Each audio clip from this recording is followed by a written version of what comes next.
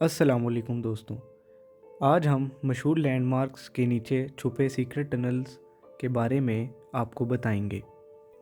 हम दुनिया के मशहूर लैंडमार्क्स घूमने जाते हैं, वेटिकन सिटी की शान शौकत देखते हैं, कोलोसियम की पुरानी दीवारें छूते हैं, न्यूयॉर्क सिटी के ग्रैंड सेंट्रल टर्मिनल के रश का हिस्सा बनते हैं और आईफल टावर के सामने सेल्फीज़ और फ़ोटोज़ लेते हैं।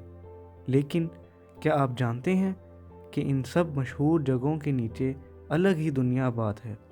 ये रास्ते, ये सुरंग सदियों से ऐसे राज छुपाए बैठी है जो बहुत कम लोग जानते हैं। आज हम आपको ये राज बताएंगे। सबसे पहले पेरिस आईफल टावर, सिटी का आइकॉनिक लैंडमार्क। लेकिन वर्ल्ड वार II के दौरान आईफल टावर के नीचे खुफिया रास्ते और सुरंग बनाई गई जो सोल्जर्स और अहम पैगामात भेजने के लिए इस्तेमाल होती थी।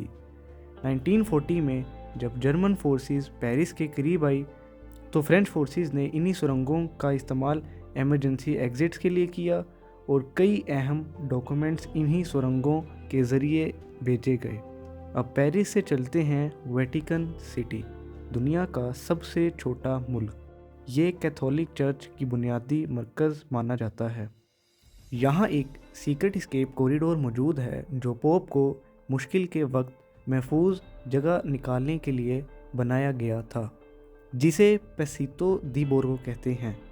दूर से ये एक पुरानी दीवार लगती है जो वेटिकन को करीबी किले कैसल सेंट एंजिलो से जोड़ती है। लेकिन सच ये है कि ये दीवार खोखली है। इसके ऊपर एक कॉरिडोर है जो तकरीबन 800 मीटर लंबा है। तारीख में ये एस्केप कॉरिडोर कई बार इस्तेमाल हुआ। सबसे मशहूर वाक़या 1527 में जब रोम पर अटैक हुआ, तब पोप क्लेमेंट 7 ने इसी कॉरिडोर के ज़रिए वेटिकन से कैसल सेंट एंजिलो तक एस्केप किया। ये साबित करता है कि दुनिया के सबसे ताकतवर शख्स भी कभी ना कभी छुपे हुए रास्तों का सहारा लेते हैं। अब चलते हैं रोम, इटली। दुनिया भर से हर साल लाखों लोग इटली के रोम में मौजूद मशहूर लैंडमार्क कोलोसियम को देखने आते हैं। कोलोसियम रोम का सबसे मशहूर अरीना जहां ग्लैडिएटर्स और जंगली जानवर मौत की लड़ाइयाँ लड़ते थे। लेकिन इसके नीचे जो स्ट्रक्चर है, असल ड्रामा और प्लानिंग वहाँ होती थी। एक ऐसी जगह जिसे हाइपोजियम कहा जाता है। ये अंडरग्राउंड नेटवर्क था जिसमें सुरंग, केजेस और दर्जनों सीक्रेट लिफ्ट्स होती थीं। यहाँ ग्लैडिएटर्स और जानवर फाइट से पहले रखे जाते थे और अचानक इन्हें वुडन लिफ्ट के ज़रिए मौत के मैदान में पहुँचा दिया जाता था। चलिए अब पिछले ज़माने को अलविदा कहकर नए दौर में कदम रखते हैं। New York City Grand Central Terminal. हर दिन 7 लाख से ज़्यादा लोग इस स्टेशन से गुजरते हैं, लेकिन इन लाखों लोगों के नीचे एक ऐसा प्लेटफॉर्म है जहां कोई ट्रेन नहीं रुकती और ना ही कोई मुसाफिर देखा जाता है। इसे ट्रैक 61 कहा जाता है।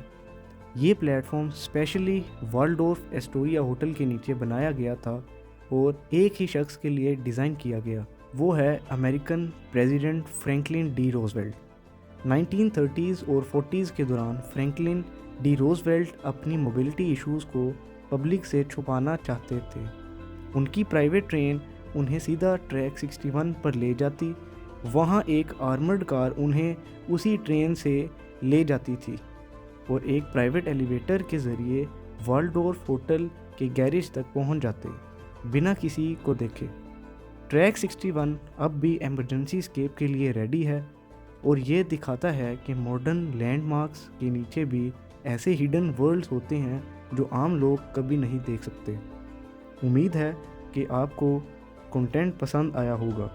अगर आप ऐसी मज़ीद कंटेंट को देखना चाहते हैं तो हमारे चैनल को सब्सक्राइब करें और बेल आइकन को दबाना मत भूलिए। अल्लाह हाफिज़।